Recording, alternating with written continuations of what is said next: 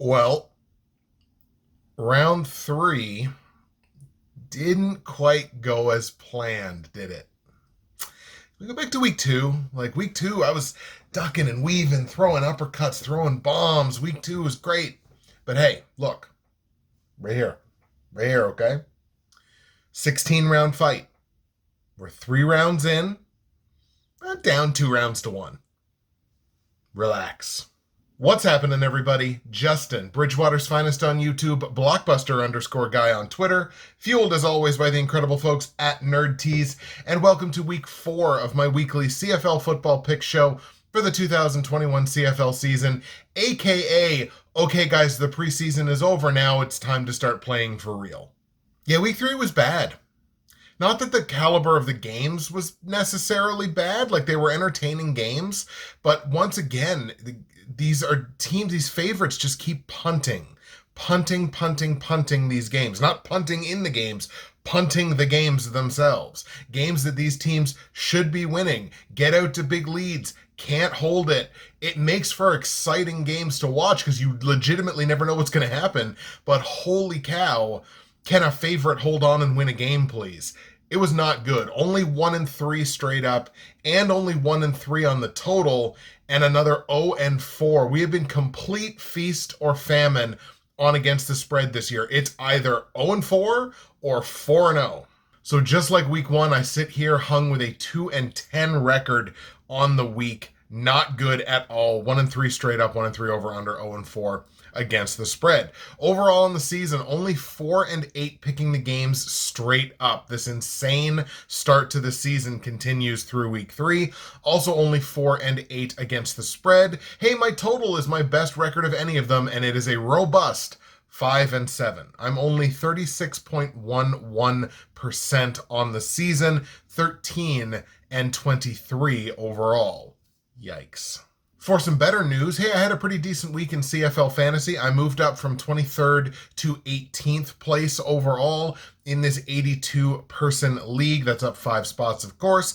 82.3 points in week 3, relatively strong showing. 224.1 points now overall. My week 3 MVP has to go to Calgary running back Kadeem Carey. Touched the ball 16 times in that game last week. 81 all-purpose yards, but found the end zone twice. That was 22.1 fantasy points, accounted for about a quarter of my overall distribution. That is going to lead us right into my week 4 lineup for CFL fantasy football, and it is in front of your faces right now. We are going to grab some BC Lions. We are going to ride with the Lions against Ottawa this week. We're going to stack Mike Riley with Lamar Durant, and we're also going to grab that Lions defense because we know Ottawa can't score any points. So we're going to grab the Lions defense, and it was cheap too. It was only like $3,200. So that helped me be able to grab William Stanback at running back, to run back Kadeem Carey from last week. We're going to go with Josh Huff because he has been a monster early in the year for the Calgary Stampeders. And then we're also going to go with McKnight. McKnight is my dart throw of the week. He was completely inexpensive, the lowest amount you can pay, $2,500. He is involved in the Blue Bombers pass game, has been for the last couple of weeks. We're hoping that continues to develop, and we saved some money as well. Now, before we get into the week 4 slate of games, we got a little bit of housekeeping to take care of, and then obviously we have to address the elephant in the room.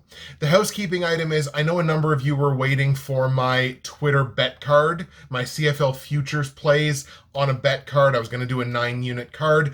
I'm going to hold off on that for a little while simply because Sports Interaction, which is the book that I'm using for these lines, they don't have any lines right now for most outstanding player, and they don't have any lines right now for most outstanding Canadian. I got in touch with them on Twitter. They said they're reevaluating these lines. They will be back up. Until those come back up, I'm not going to put out a bet card because I want to include futures plays on both of those. So hang tight on the futures card. It is coming.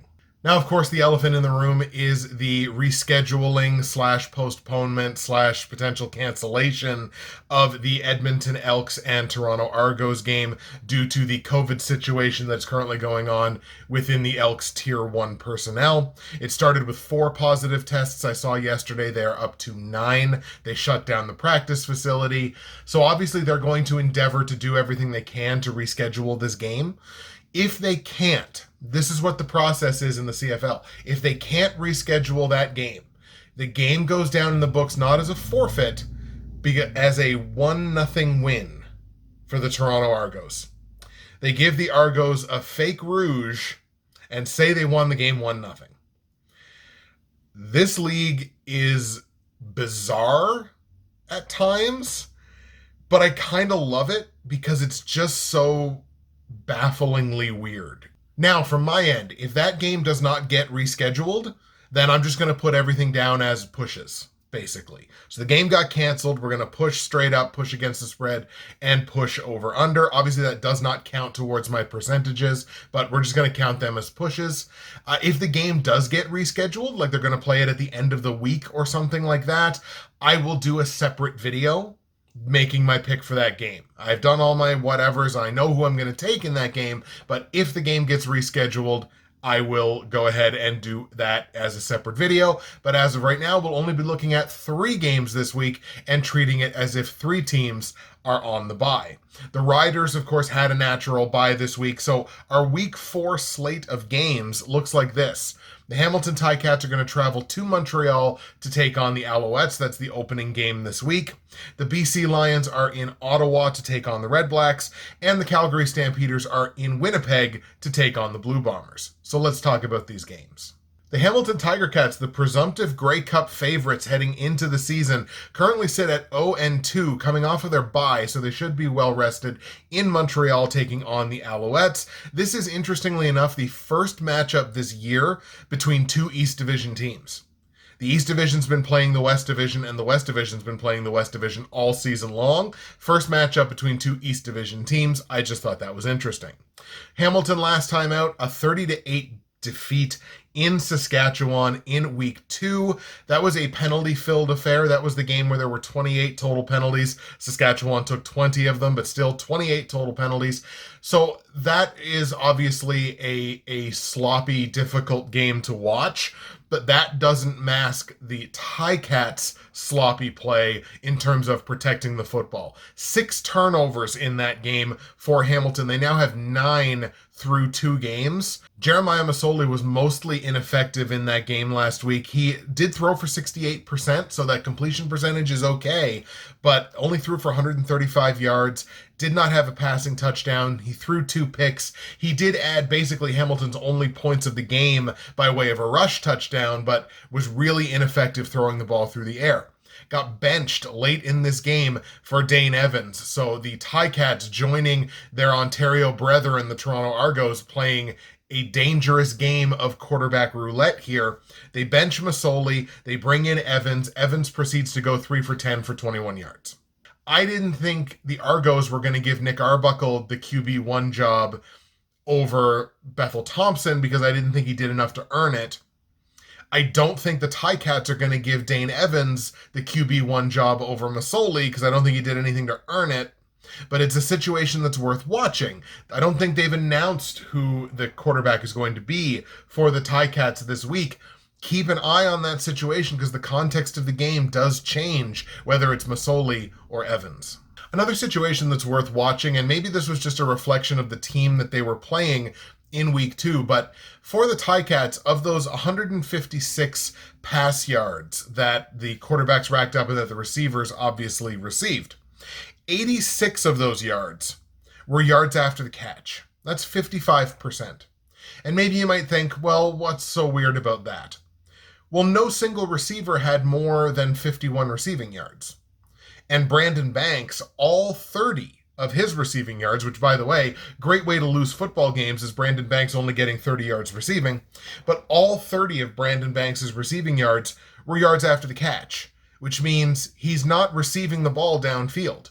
He's receiving the ball at or behind the line of scrimmage. They weren't getting those big chunk plays that you would expect the Ticats to be able to get with these speedy, take the top off the defense receivers that they have.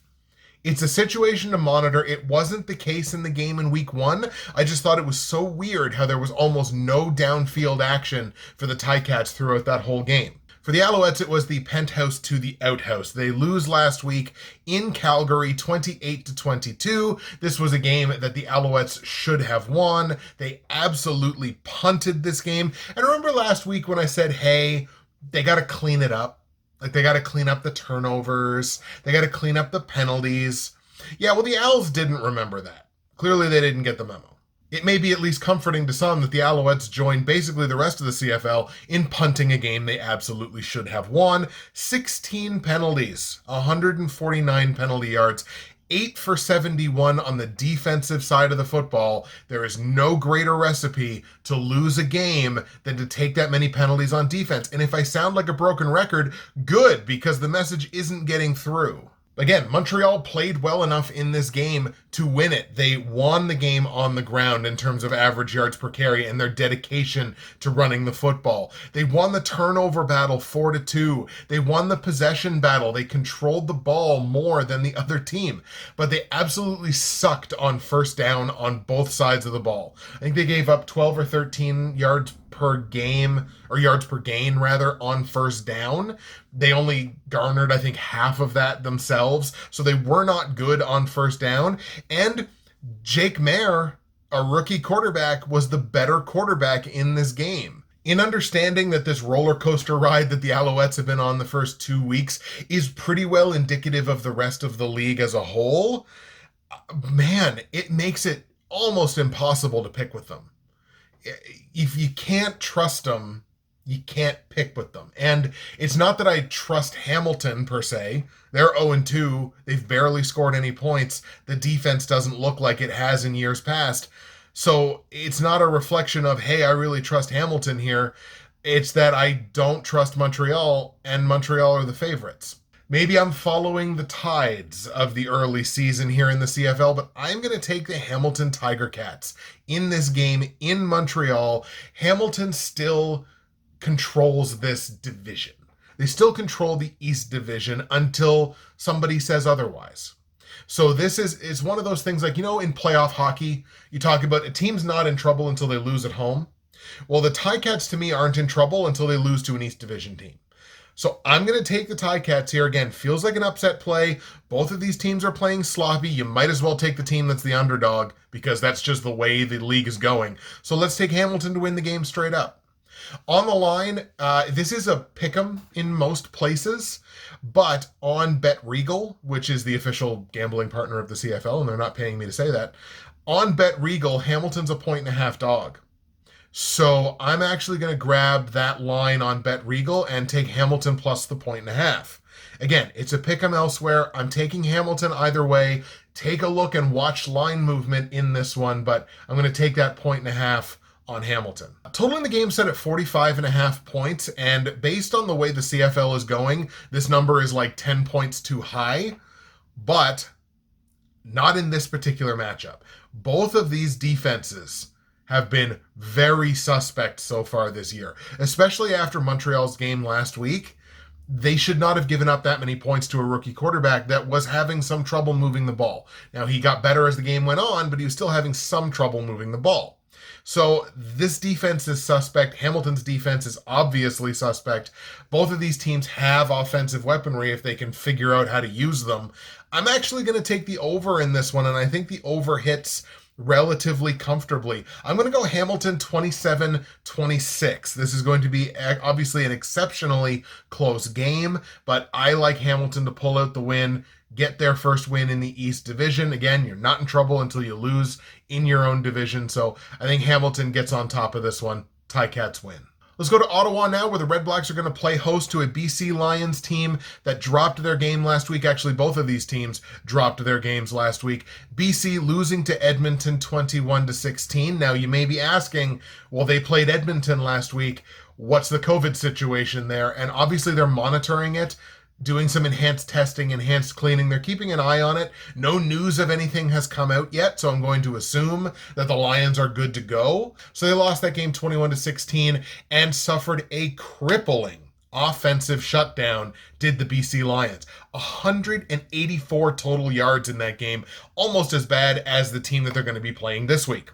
But look, that spoils almost every chance you have to win, certainly against an opponent like Edmonton that can score some points. Does it make me feel a little trepidatious about stacking Lions on fantasy this week? A little bit, because nobody for the Lions had it offensively last week. Not even Mike Riley, who's been pretty darn dependable so far this year. And that was despite the defense forcing 3 turnovers and the Elks defense taking 100 yards in penalties on just 5 penalties.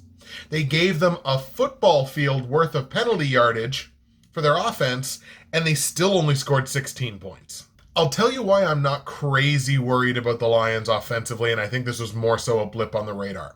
The Lions have the 3rd most yards per play in the CFL. They're averaging 5.1 yards per play. And remember, that counts incomplete passes, that counts negative running plays, that counts sacks, that counts a bunch of stuff. They're averaging 5.1 yards per play, 3rd best in the CFL. The problem is they have the 2nd fewest plays per game. They're only running 63.7 offensive plays per game, which is, again, 2nd fewest in the league. So what's that conversation again about how time of possession doesn't matter? REDBLACKS dropping that game in Saskatchewan last week, 23-10. Just couldn't cover that big number for me, could you guys? But look, this could have been a bigger blowout than it was. The game obviously was really never in doubt because this offense is limp. Like, this offense has nothing for anybody. And it is the littlest bit comforting because to co-opt a line from another football coach, they are who we thought they were. The REDBLACKS are who we thought they were. They have a couple of okay players, but they can't score or move the ball to save their soul, not even with Matt Nichols at quarterback. What I will say about this REDBLACKS team is if the penalties don't get fixed, they took 11 for 104. If the quarterback protection doesn't get fixed, they gave up 4 sacks in that game against the Riders. And if the turnover ratio doesn't get fixed, they were 0-4 in turnovers last week. These REDBLACKS games are going to get ugly real quick. These are going to be 20-30 to potentially 40-point blowouts because this team is not good enough to have all those other things going against them. Boy, I realize that Saskatchewan only won that game by 13 points last week, but don't you just get the feeling that was the Riders playing with their food? Not quite taking a day off necessarily, because you still got to play. You still got to win the game, which is what they did. But man, it felt like they could have had like 40 in that game. It really did. And if the Riders were kind of taking it easy, playing with their food a little bit, Lions team is hungry. I don't think you're going to see that this week. Obviously, I'm taking BC in this game. The Lions are better in every phase, offensively, defensively. I think their special teams are better. Just score some damn points. You're moving the ball, fine. Just put the ball, you get the ball, you put it in the end zone. And that's how you score points. On the line, the Lions are favored here by only 2 points. They're only laying 2 points on the road. I like them to win. That is a small price to pay. I'm going to lay those 2 points on Mike Riley and the Lions. Total in the game set at 42.5, but how in the world could you go over on this? Yes, it's the smallest number of the week. You can't go over on this, not with the 2 teams that are in front of you. Yeah, it's low, but I got to stay under on it because, my God, these teams can't score. I'm going to go BC 23-13. Once again, Ottawa's not a 20-point team until they prove to me that they are. The Lions, I think, can be. They certainly have the weapons to be. I hope they start flexing that a little bit more this week. And before we talk about our final game of the week, Calgary and Winnipeg, I'm going to take the opportunity, as I always do, to shout out my friends and incredible sponsors at NerdTees, nerdtees.ca. You can hit my promo code there, BWFinest, and save on dozens upon dozens of incredible tea blends through nerdtees.ca. Use BWFinest and you are going to save 15% at checkout. You're also going to get free shipping in Canada on any order over $100. And how could you not spend $100 on all this goodness, right? Look, Incredible options. This one here, Strawberry Power Up. It's been a long time favorite of mine, and my picks certainly need to be powered up from last week, so we're hoping for a little tea-based assistance in the picks this week. nerdtees.ca, promo code BWFinest, save your 15%, get your free shipping, find yourself something to love, or find someone you love something to love. You can do it on nerdtees.ca, and for my American friends, great conversion rate on the US dollar. So let's go now to Winnipeg, where the Calgary Stampeders are in town to take on the Blue Bombers. Calgary, the only team playing this week that can boast that they actually won a game last week. That was the aforementioned 28-22 victory over the Montreal Alouettes. That game was in Calgary. The Jake Maier era in Calgary opens with a victory despite some pretty average numbers. He only completed 55% of his passes, even though he did get better as the game went on. 304 passing yards, nothing wrong with that at all. One pass touchdown. He did throw 2 picks. That was a little earlier in the game. Nerves.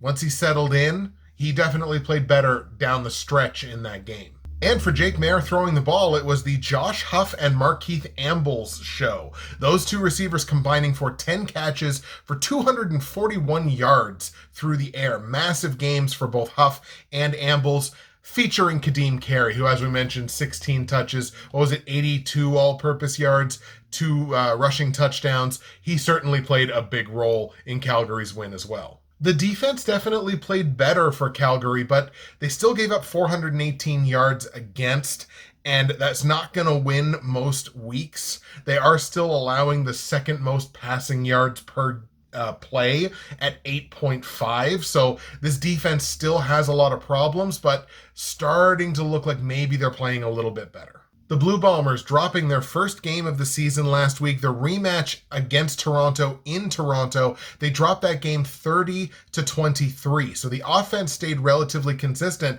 It was the defense, but the defense was put in bad situations by the fact that the offense could not control the ball at all. So the defense laid a relative egg. They gave up 459 total yards, 12.9 yards per play against on first down. And when I say that the Winnipeg offense put the defense in bad situations, this is what I mean. 20 minutes of possession, 20 minutes and 14 seconds. That was how long the Winnipeg offense had the football. The defense played 2/3 of the game. So no wonder they laid an egg. No wonder they gave up all of that yardage. No wonder those things happened. They still generated a 5-2 victory in the turnover battle. They generated 5 turnovers on defense and sacked the quarterback 4 times. This defense still had a good game. They were just asked to do too much. Brady Oliveira has completely, unfortunately, dropped the ball, and the Winnipeg run game has disappeared. 26 carries for just 85 yards over the last 2 games. That's not in one game, that's over 2 games, and it's the whole Winnipeg run offense. Nobody's got the hot hand right now. It's just 3.27 yards per carry, no touchdowns on the ground. This run game has completely disappeared, and it was as big a reason as anything else that Winnipeg dropped that game last week. I would much rather play Montreal's defense than play Winnipeg's defense. So the uptick in competition, I don't know if that's going to spell good things for Jake Maier. It will certainly be interesting to see, because now at least he's got that little bit of confidence under his belt. They won a game. He threw for 300 yards. He probably knows the areas that he has to improve on, especially from early in the game. But man, it is a tall task having to take on that Bombers defense. I simply don't think that if Winnipeg moves the football better, I just don't think Jake Maier beats them. So we're going to take Winnipeg in this one. Look, they're at home. It's a good situation for them. Exceedingly difficult to beat Winnipeg in Winnipeg. I just don't think Jake Maier is the quarterback to do it. So we're going to take Winnipeg. On the line, the Bombers are favored by 5 points. And this is a lot. Obviously, in this early part of the CFL, this is a ton. I think Winnipeg, again, still is the only team, well, aside from Saskatchewan now, because Saskatchewan covered it last week. So very few teams have covered numbers larger than like a couple of points as a favorite. I'm still going to lay the points. I don't love it, obviously. I'm kind of struggling with it, but they're the only team this week that I would lay that many points on. Total in the game set at 42.5 points. I'm going to take the over on it. I have to believe that this scoring drought eventually is going to turn around. Because again, for these 3 games, it has kind of been like a preseason because they didn't have a preseason. They didn't have those couple of games to warm up and get back into the flow of playing CFL football after not having played it for almost 2 years. So if you want to look at this as like, okay, preseason's kind of over now, like I made the joke at the beginning of the episode, but it is kind of true. We're going to go over the 42.5. I'm going to take Winnipeg 27-20 in this one. Again, got to believe those overs are going to start hitting now. Why not start it now? So let's go over 42.5 points. There you go, folks. Without the 4th game, those are your picks for week 4 in the CFL. We'll go over them here with you one more time.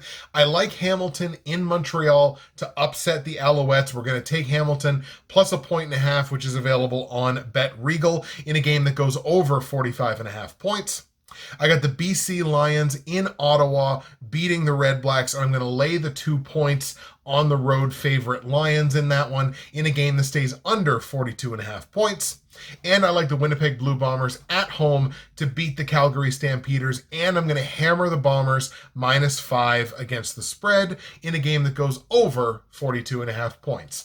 That's it for me, folks. Justin, Bridgewater's Finest on YouTube, Blockbuster_guy on Twitter, fueled as always by the incredible folks at NerdTees. Stay safe out there. Hopefully, again, I really hope the situation with the Elks Argos game can get rectified, and maybe I might see you again later this week if that situation does come about. Kind of have my reservations about it, but you never know. You never can tell about bees, right? Maybe this situation gets fixed. Thank you for watching. Enjoy the games in week 4. We will see you again for week 5. And guys, the NFL ain't too far away.